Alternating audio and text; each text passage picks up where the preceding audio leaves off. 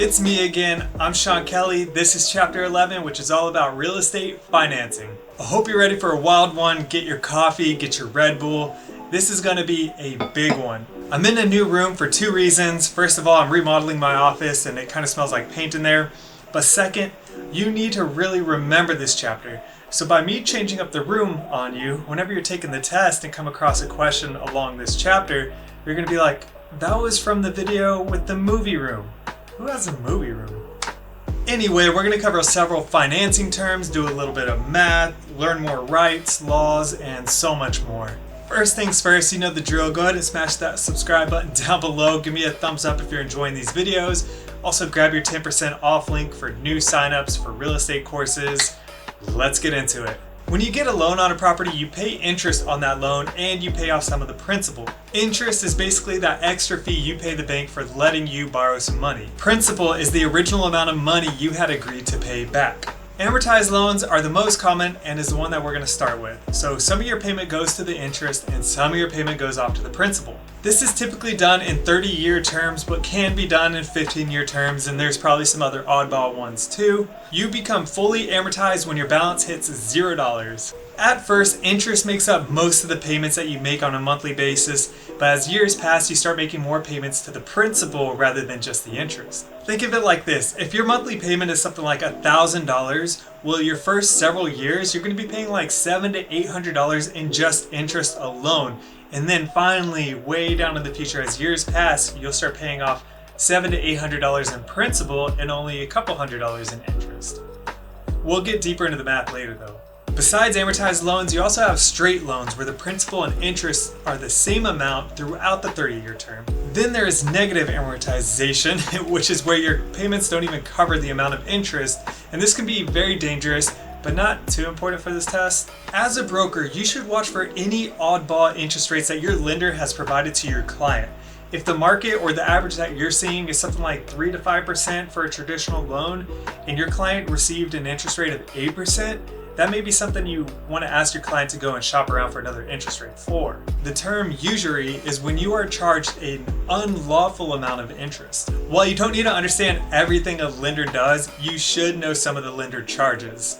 There is an origination fee, which is almost always 1% of the loan amount. There are discount points, which are extra payments you can make to buy down your interest rate. And then there is par interest rate, which is the best interest rate you can get without buying down any discount points. One discount point equals 1% of the loan amount. So if you had a $100,000 loan amount and you wanted to buy one discount point, that would be $1,000. In total, PITI is the acronym for principal, interest, taxes, and insurance.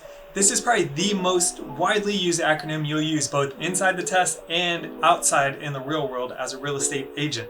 The P&I, or principal and interest, is the amount that you'll be paying on a monthly basis and stays the same for your entire 15 or 30-year term, unless you refinance or something like that. The term loan to value, or LTV, is the percentage of the loan amount compared to the home value. So you typically start with the 80% LTV when you put a 20% down payment on a house. It basically means how much of your house is still considered as a loan compared to how much it's worth. We are at our first section of math now. Fun, fun, fun. But actually, I'm going to save most of the math for a different chapter 11.2 video that's all about the math part, because there's just so much math and so many terms and things to know on this chapter alone. I built out the entire outline for chapter 11 already, and the math section just sits right in the middle of it and just dampens everyone's day. I'll add a link to that video right up here in the corner somewhere. It won't be published at the same day that this video is published, so if you're not seeing a link here or down in the description below, it's because that video has not come out yet. With that being said, I wouldn't mind brushing over some quickies while we're already talking about some of the topics here. Let's start with finding the annual interest. Okay, so how much annual interest is paid on a $150,000 loan if the interest rate is 7.5%? Simply multiply the $150,000 by the 7.5% to get $11,250 of total annual interest. Other questions will ask you to find the total amount paid to the lender or just the total amount of interest paid to the lender. They'll typically give you a P&I amount, your principal and interest amount, so you just multiply that by the amount of months in your term. So if you have a 30-year term, 30 times 12 months is 360 months. So you multiply your principal and interest times that 360 months to give you the total amount paid to your lender. So if you have a $400 P&I payment, you multiply that by the 360 months to get $144,000 of total amount paid to the lender at the end of the 30-year term. If they asked for just the interest, you would simply just subtract the principal out of that amount. If the loan amount in this example is $44,000, you would take the $144,000 of your total payment to the lender, subtract the $44,000 of principal out of there, and that'll leave you with $100,000 left of interest to pay just to the lender. Then remember the discount points that we hit earlier? Let's get on that now. So if there's a loan of $200,000 and a borrower wants to pay 4 discount points, that would be 4% of the total loan amount, remember, which is $8,000. 4 discount points would drop the interest rate by half a point. Remember, 1 discount point, I don't know if I brought this up, 1 discount point is worth 1/8 of an interest rate of 1%, 1/8 of 1%. So $8,000 in this example would drop your interest rate, let's say from 4.5% down to 4%. $8,000 would buy you half a percentage point. Okay, let's get back to some more concepts here, like qualifying for some loans. There is credit, capacity, and collateral. So credit scores range from 300 points to 850 points, and they really come from Experian, TransUnion, and Equifax databases. What's really important to know here are debt ratios. Debt ratios are based off of gross monthly income, meaning before taxes, and use recurring expenses like car payments and credit card payments. A standard ratio is 28% for housing and 36% for debt. This basically finds how much house can you afford and how much debt can you handle. This basically finds the ceiling for how much of a house you can buy. For instance, if your gross monthly income is $5,000, you would multiply $5,000 by 28%, which is $1,400, and that's the max amount of house you can afford. And then we take that $5,000 times the 36% debt ratio, which gives us $1,800, and that's the max amount of debt you can take on. Okay, let's do an example. So if someone has $4,000 of gross income and their PITI is $900, they have a $200 car payment and a credit card bill of $100, then what are their debt ratios? So for housing, you divide that $900 house payment by the $4,000 income to get a 23% house ratio. That's under the standard 28% rule, so we're good. For the debt ratio, we add all of those expenses together to get $1,200 and then divide that by the $4,000, which gives you a 30% total debt ratio, which is under the 36% debt ratio, so we're good there too. So now we're gonna move away from all that math. You can go and catch that on the other video once I get that uploaded. A promissory note is an IOU. It is a promise to pay back all the money you took out to pay for a house plus the interest. It is the loan.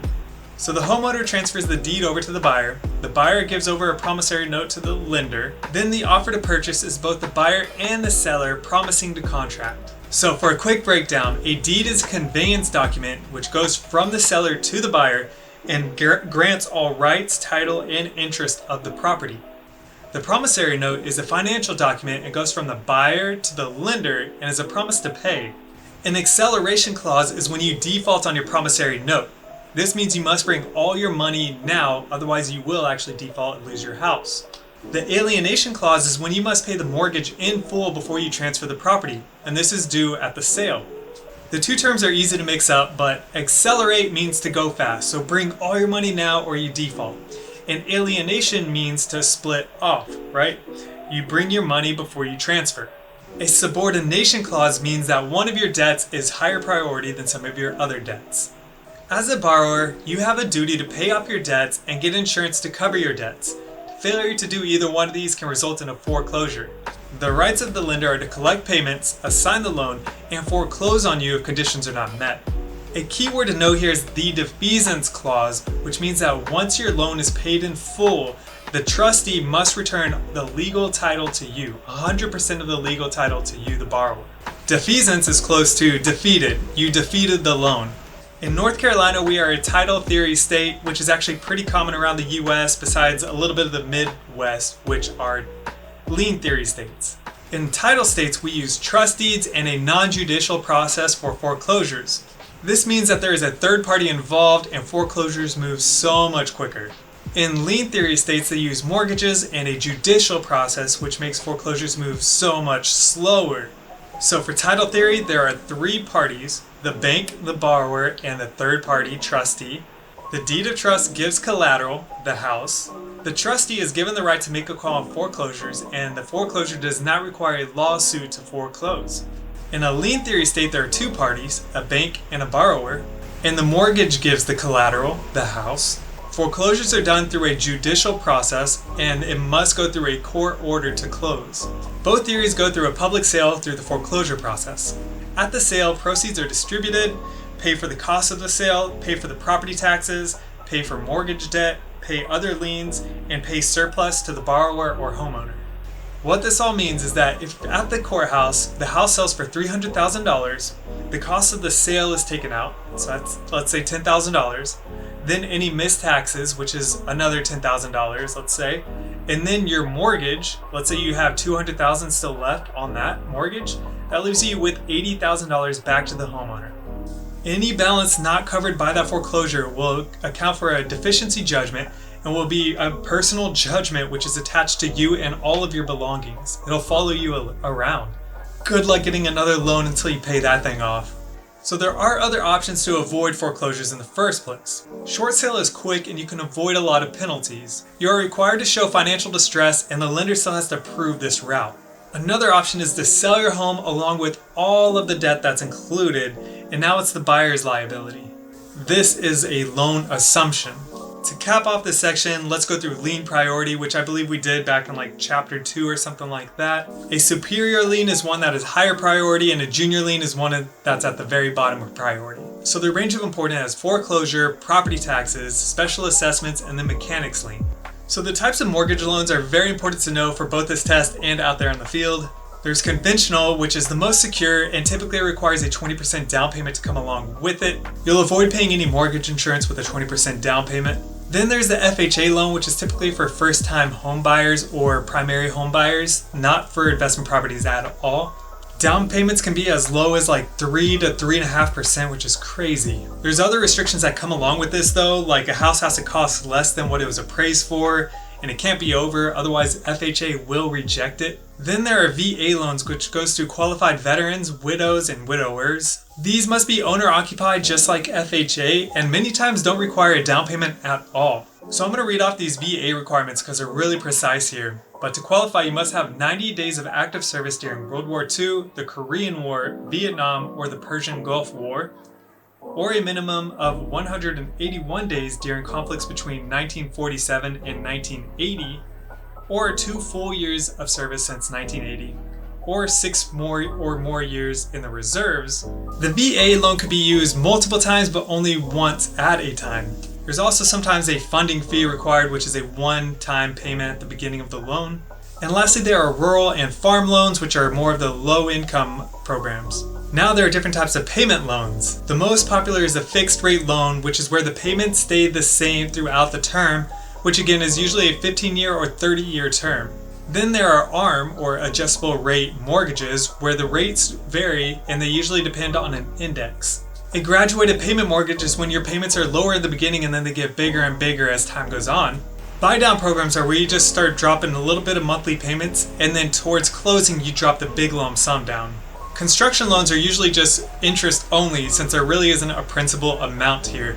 You are just buying materials. Balloon payments are where you pay lower monthly payments up front, but then at the end you just drop a huge lump sum of cash down again, and this usually is done shorter than a 15-year or 30-year term. And that's pretty much all I'll go through there. There's dozens of other kinds. The two other I'd really pay attention to are bridge loans and blanket loans, but I really wouldn't stray too far from there. So where does mortgage money come from and how do we make sense of it? Who sets the discount rates in the federal funds rate? Well, the Fed does, the Federal Reserve. Their role is to regulate the flow of money and sets requirements on banks. Sounds kind of shady, right? The mortgage market has 3 sections. You have your primary market, you have your secondary market, and the derivatives market. The primary market is where loans start, and that's usually where the borrower works directly with the bank. This is the one you typically think of when you go to get a loan. From there, those banks typically sell your loan off to another bank in a secondary market. It's very rare that you'll still be working with your same bank throughout your entire 30-year term. Then in the derivatives market is where investors go and buy into mortgage notes. The next few sections will be about laws around financing, and there will definitely be 2 to 3 questions on this. The Dodd-Frank Wall Street Reform Act and the Consumer Protection Act are to educate and protect consumers. These shortly popped up after the 2008 crash. Then there is TRID, and I can guarantee you there will at least be one test question on this. TRID is the combination of TILA and RESPA, and it actually stands for TILA and RESPA Integrated Disclosure. This is sometimes referred to as Know Before You Owe mortgage. TRID is a set of rules that are here to protect you from some of the loopholes that lenders were using in the past. This is to protect you. So the first part of it is TILA, the Truth in Lending Act, or sometimes referred to as Regulation Z. So TILA regulates the cost of credit for all finance transactions and requires lenders to disclose terms and cost. The APR, or annual percentage rate, must be disclosed along with finance charges, total number of payments, and the total amount financed. When it comes to advertising, TILA, or Regulation Z, requires all advertising when it comes to payments or triggered terms to include APR, what the APR is. Any talk about payments, down payments, interest rates, all those would require an APR alongside of it. Again, those are called trigger terms and require the APR. Now, RESPA stands for Real Estate Settlement Procedures Act, which provides buyers and sellers with complete settlement cost disclosures. It has to give a loan estimate and a closing disclosure. The loan estimate must be provided within 3 days of a loan application and is the job of the lender. Before the loan estimate, a lender can't charge a borrower for anything except for a credit report run. They can't charge for anything else before a loan estimate is given. Outside of TRID, there are a few more acts to know. The Fair Credit Reporting Act is a federal law that helps ensure accuracy, fairness, and privacy of the info on your credit. You have the right to know why you were declined for a loan, and you have the right to check your credit for free once a year. Then there's the Equal Credit Opportunity Act, which could be really easy to confuse with the previous act. Equal credit, fair credit, they're pretty much interchangeable, or they sound interchangeable. To remember the difference, think about the last word on these. Credit reporting means that you can go and check your credit report.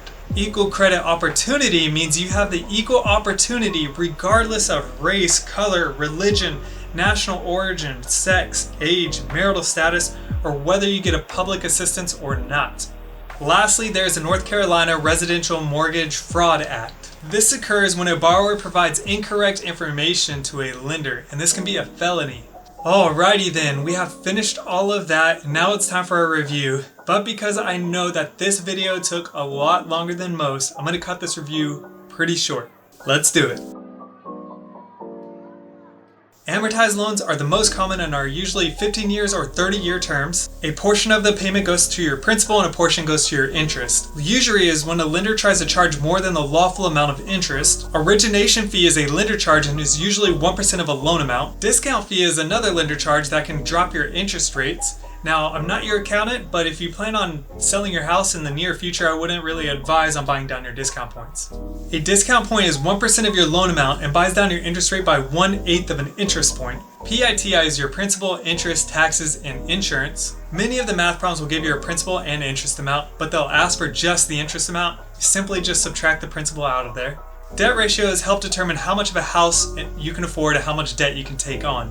There's usually a 28% ratio for housing and a 36% rate for debt.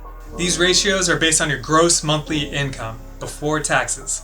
A promissory note is basically the loan. It's a promise to pay back the money. The acceleration clause is when you must bring all of your money now. You have defaulted and it's time to pay up. The due on sale clause is where you must bring all of your money now because you're transferring the property. The note is everything that has to do with the money. The terms, amount, rate, payment, things like that. The mortgage or trust deed is everything that has to do with the property. A borrower has the right to enjoy and possess the property but doesn't get full legal title until the loan is paid off in full. Defeasance clause is when you pay off the entire loan. The lender has to give you back your full legal title. You defeated the loan. There are lien states with a judicial process and a slow foreclosure. And title states like North Carolina have a non-judicial process and really quick foreclosures. Lien states are made up of 2 parties, the bank and the borrower, and use a mortgage. A title state has 3 parties, the bank, the borrower, and the trustee, or that third party, and they use a deed of trust. Both result in a public sale of the property if it goes through foreclosure though. Short sales are a way to avoid foreclosures but still must be approved by the lender. Conventional FHA, VA, and rural farm loans are different types of financing options. Fixed rates are the most popular. Your payment stays the same throughout the term. The Federal Reserve regulates the flow of money and sets discount rates. Houses are sold on the primary market and usually sold into the secondary market, and then investors come in and trade mortgage notes on there. The Dodd-Frank Wall Street Reform Act is to educate and protect consumers. TRID is a combination of TILA and RESPA. TILA regulates the true cost of credit, requires disclosure of APR, and regulates advertising trigger terms. RESPA requires lenders to provide a loan estimate and a closing disclosure. The Fair Credit Reporting Act is your right to know and inspect your credit. The Equal Credit Opportunity Act is your right not to be discriminated against. Violation of any of these acts can become a felony. Okay, we are finished. I'm not sure how long that was yet because I haven't edited this video, but I'm sure it was an earful. I would highly recommend you to go to class for this chapter, read the book or at least your outline for this chapter, and I haven't said that about any other chapter yet. I'll have the math section posted for this chapter here probably in a little bit, and again I'll have a link down to it in the description below, or you can find it somewhere else on my channel. I'm not sure if I'm going to do the math yet or if I'm going to finish the rest of the fundamentals of the rest of the chapters, so we'll still see. But I guess that's a good time to remind you to go ahead and hit that subscribe button so you can follow along, and you will be watching my channel when that video comes out. Anyway, thank you so much. I know quite a few of you are taking the test next week, so I wish you the best. Sorry I couldn't get all of these videos up in time. Hope you stay tuned anyways after you take the test, because I'll be making a ton of different videos outside of just this test, like how to be a good real estate agent. Pick up your phone. Give me a thumbs up if you enjoyed this video. I'll see you for chapter 12.